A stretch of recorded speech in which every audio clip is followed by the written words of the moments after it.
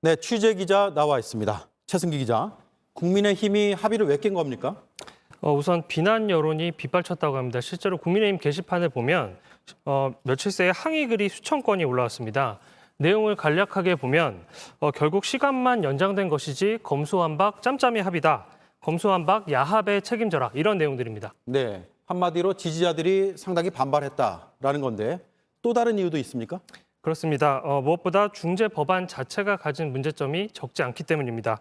특히 권성동 원내대표는 보안 수사권을 되찾았기 때문에 경찰에 대한 검찰 통제권을 확보를 했다 주장을 했는데 시민사회 쪽에서는 사실상 맹탕 조항이라는 지적이 많았습니다. 네. 관련해서 직접 한번 들어보시겠습니다. 수사는 살아 움직이는 생물이라는 얘기가 있어요. 어디까지 이 생물이 움직이고 작동하는지 몰라요. 예. 파봐야 아는 거거든요. 근데 예. 그거를 여기까지만 얘기 나왔으니까 여기까지만 파. 얘기하지 마. 그럼 그건 수사가 아니죠. 그러니까 경찰이 수사한 범주 내에서만 검찰 보안 수사가 가능하게 했기 때문에 사실상 실효성이 떨어지고 전체적으로 봤을 때 양당이 선거 범죄 수사권을 없애는 데 뜻을 같이 하는 등 야합 성격이 짙었다는 지적입니다. 네. 그런 부작용을 정치권, 특히 국민의힘에서 사전에 몰랐다면 그것도 문제가 아닌가 싶습니다. 선거를 앞두고 여론이 나빠지는 것도 이유가 되지 않았을까요?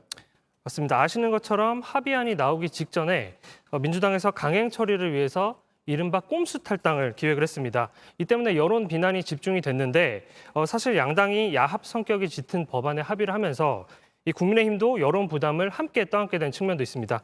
이준석 대표와 통화를 해봤는데 선거를 앞두고 정치인 수사를 배제를 하는 건 이해충돌 요소가 있고 야합이 아니냐는 지적이 나오고 있어서 우려가 된다 이렇게 말했습니다. 네.